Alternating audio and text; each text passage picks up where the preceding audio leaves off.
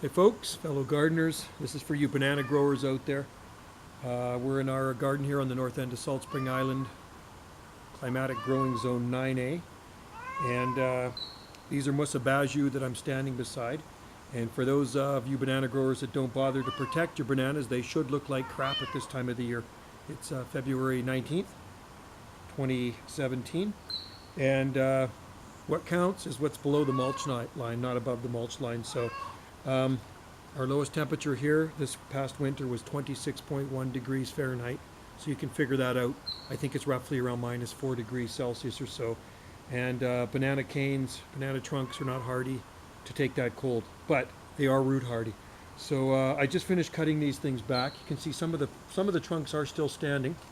I'm going to cut them back a little bit more. I'm going to grab the camera in a minute and I'm going to show you what I mean, why it's important to mulch.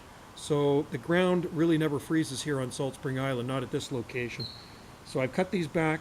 I will use the decomposed mushy canes for mulch around the base of the plants. It'll be more fertilizer for them. It'll just rot right down. So in the winter time, I've mulched these with oak leaves, grass clippings, seaweed, coffee grounds.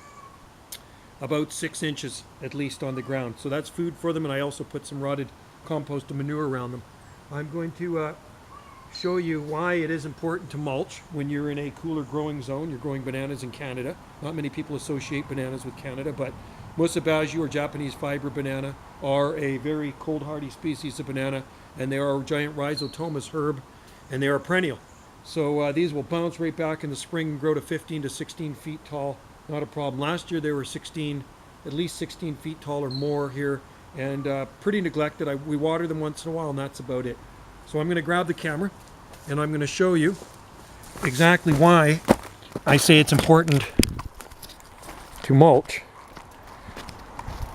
So you can see the top of the plants don't look very good. There's the banana trunks. First things to go on these in the frost are the leaves, because they're the most frost tender. But you get down here, you see these canes will be cut back a little bit more. They just kind of collapse. You get down in here, you see that? That's all solid. So they're going to regrow. I could cut it there and they'll just regrow there coming out of the trunk. If you wrap them, they'll be bigger faster. But you know what? I'm not worried about it, and I don't want to waste my time anymore. I've been growing bananas in our garden since 1989.